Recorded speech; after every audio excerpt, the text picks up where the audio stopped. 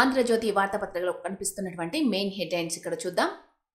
వనమంతా జనమై మేడారం మహాజాతరకు పోటెత్తిన భక్తులు, క్యూ లైన్ల వద్ద అదుపు తప్పిన పరిస్థితి, లాఠీచార్జ్. జనజాతరను తలపించిన బస్టాండు ప్రాంగణం, తల్లులను దర్శించుకున్న గవర్నర్ మీనాక్షి నటరాజన్. వీఐపీల తాకిడి పెరగడంతో భక్తులకు ఇబ్బందులు, 15 కిలోమీటర్ల మేర నిలిచిపోయిన వాహనాలు. మేడారంలో గద్దెల వద్ద కిక్కిరిసిన భక్తులు అంటూ ఇక్కడ చిత్రంలో చూడొచ్చు. కేసీఆర్ను ఎందుకు అరెస్టు చేయడం లేదు? ట్యాపింగ్ కేసులో విచారణ పేరుతో కాలయాపన, కాంగ్రెస్ బీఆర్ఎస్ల లోపాయికారి ఒప్పందం. బీఆర్ఎస్ పార్టీ మునిగిపోతోన్న నావా అంటూ బీజేపీ రాష్ట్ర అధ్యక్షుడు రామచంద్రరావు విమర్శలు గుప్పించినట్టుగా ఇక్కడ మనకు ప్రధాన వార్త కనిపిస్తూ ఉంది. బాబు ఉపసంహరించుకోవు, రెబెల్స్ను బుజ్జగించే పనిలో ప్రధాన పార్టీలు. ఉపసంహరింపజేశాకే బీఫారాల పంపిణీ, నామినేషన్లు వెనక్కి తీసుకునేందుకు ఫిబ్రవరి 3 దాకా గడువు. తిరుగుబాటు అభ్యర్థుల బెడద కాంగ్రెస్ పార్టీలోనే అధికం. అజెండాలో నల్లమల సాగర్ వద్దు, సిడబ్ల్యూసీ భేటీలో తెలంగాణ ప్రతిపాదన అంటూ ఇక్కడ మరో మెయిన్ హెడ్లైన్ చూడొచ్చు. 7 రోజుల్లో ప్రతిపాదనలు ఇవ్వండి, 15 రోజుల్లో వాటిపై అభిప్రాయాలు చెప్పండి. ఆంధ్రప్రదేశ్ తెలంగాణకు సిడబ్ల్యూసీ సూచన. సముద్రంలో కలిసే నీటిని వాడుకుంటే తప్పేంటి అన్న ఏపీ. హైదరాబాద్లోనే విచారణ అంటూ ఇక్కడ కేసీఆర్కు సీటు అందించినటువంటి నోటీసులపై ఇక్కడ మరో ప్రధాన వార్త కనిపిస్తూ ఉంది. ఇల్లా పోలీస్ స్టేషనా మీరే తేల్చుకోండి, ఎర్రవల్లికి పోలీసులు రావడం కుదరదు. ఆదివారం మధ్యాహ్నం 3 గంటలకు విచారణ, ఎక్కడికొస్తారో చెప్పాలని కేసీఆర్కు సిట్ నోటీస్. బంజారాహిల్స్ నందినగర్ ఇంటికి పోలీసులు, ఎవరూ లేకపోవడంతో గోడకు నోటీసులు.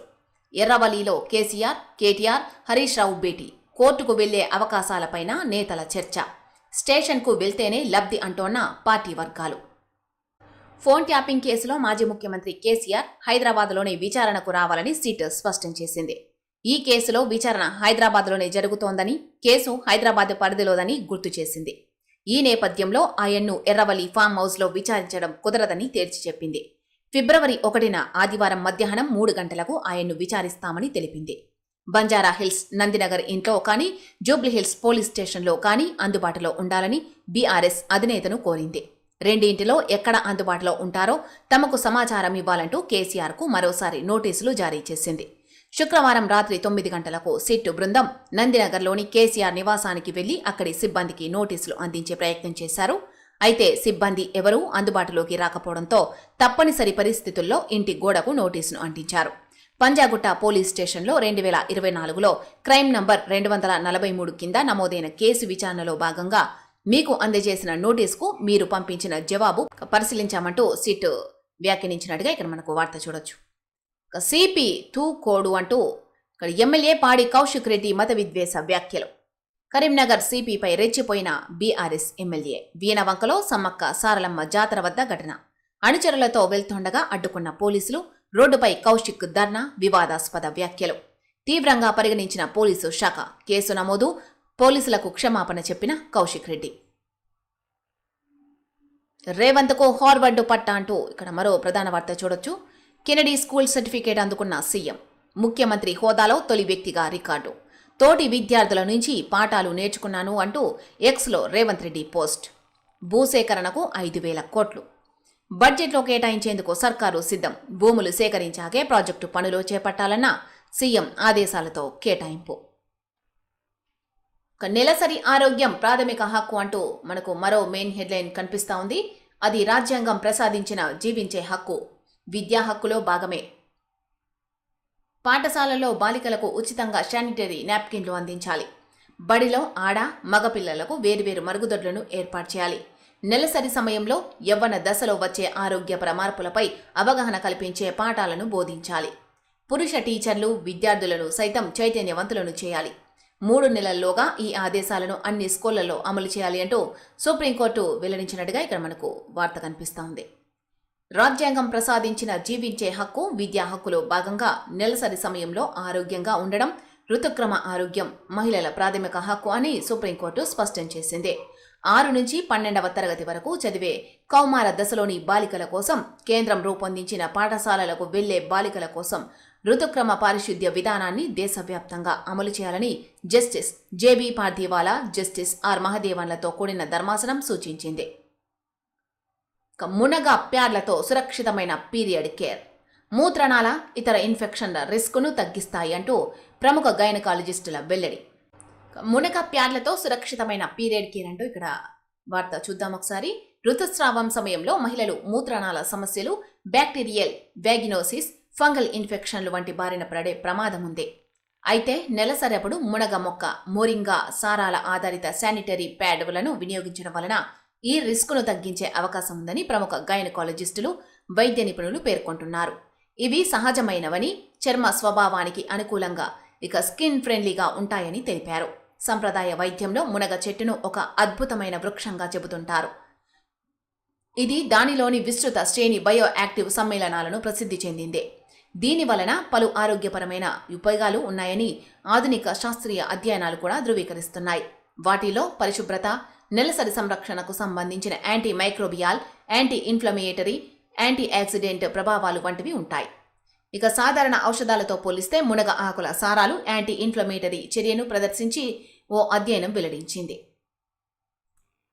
మహారాష్ట్ర ఉప ముఖ్యమంత్రిగా సునేత్ర నేడు ప్రమాణ స్వీకారం చేయనున్న అజిత్ పవార్ సతీమణి. క్రీడలు, ఎక్సైజ్ శాఖల కేటాయింపు. అజిత్ నిర్వహించిన ఆర్థిక శాఖ ఫడ్నవీస్ వద్దే. 2 వారాల్లో 2 ఎన్సీపీల విలీనం. అధ్యక్ష రేసులో పవార్, సునేత్ర, సుప్రియ, ప్రఫుల్.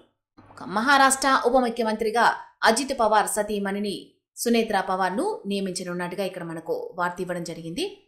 విమాన ప్రమాదంలో మరణించిన ఎన్సీపీ అధినేత అజిత్ పవార్ స్థానంలో మహారాష్ట్ర ఉప ముఖ్యమంత్రిగా ఆయన భార్య సునేత్ర పవార్ శనివారం ప్రమాణం చేయనున్నారు. ఈ పదవి చేపట్టాలని పార్టీ నేతలు చేసిన విజ్ఞప్తికి ఆమె అంగీకారం తెలిపారని సీనియర్ నాయకుడు మంత్రి ఛగన్ భుజ్బల్ మీడియాకు తెలిపారు. ప్రస్తుతం రాజ్యసభ సభ్యురాలిగా ఉన్న ఆమెను శనివారమే తమ శాసనసభాపక్ష నేతగా ఎన్సీపీ ఎమ్మెల్యేలు కోరనున్నారు. కాగా దివంగత పవార్ ఉప ముఖ్యమంత్రిగా ఆర్థిక ప్రణాళిక శాఖలు చూసేవారు. ఎక్సైజ్, యువజన సంక్షేమం, మైనారిటీల అభివృద్ధి, క్రీడలు కూడా ఆయన వద్దే ఉన్నాయి. ఫిబ్రవరిలో జరిగే అసెంబ్లీ సమావేశాల్లో రాష్ట్ర బడ్జెట్ను ప్రవేశపెట్టాల్సి ఉంది. ప్రస్తుత సంక్లిష్ట పరిస్థితుల్లో సునేత్ర ఆర్థిక శాఖ వంటి కీలక శాఖను నిర్వహించలేరని, ఆమెకు ఎక్సైజ్, క్రీడల శాఖలు ఇస్తామని, ఆర్థిక శాఖ ప్రస్తుతానికి సీఎం ఫడ్నవీస్ వద్దే ఉంటుందని బీజేపీ నాయకత్వం ఎన్సీపీ నేతలకు స్పష్టం చేసినట్లు తెలిసింది.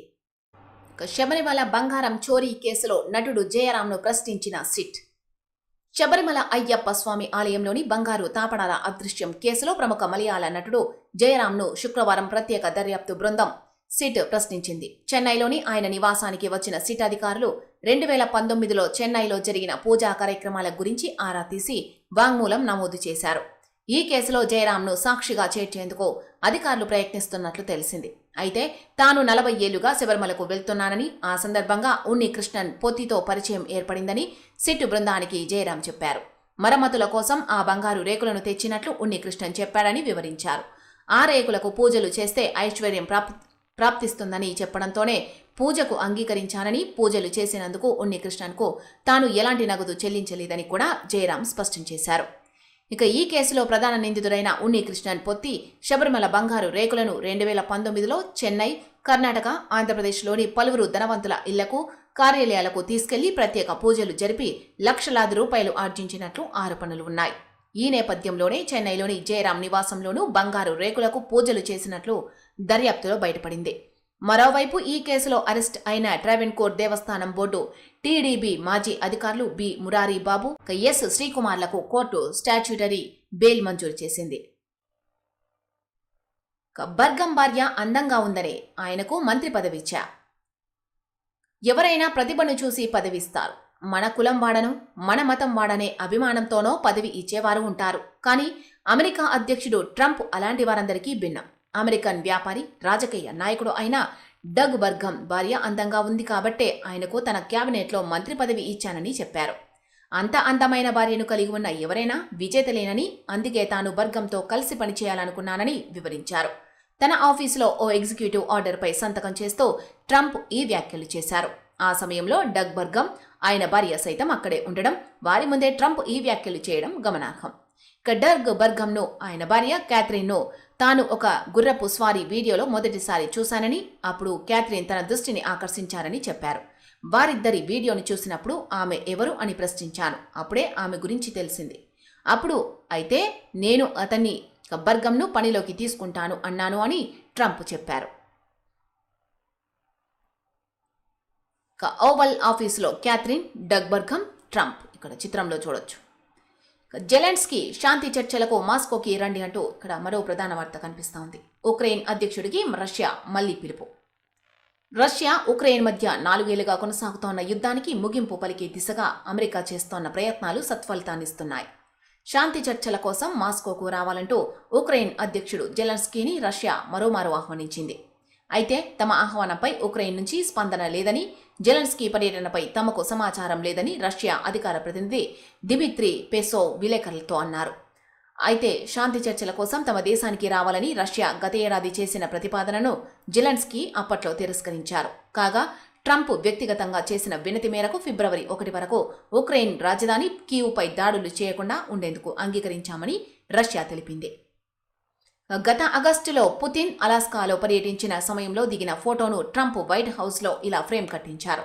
ఉక్రెయిన్ యుద్ధ వివరణపై చర్చల వేళ ఈ పరిణామం ప్రాధాన్యం సంతరించుకోంది.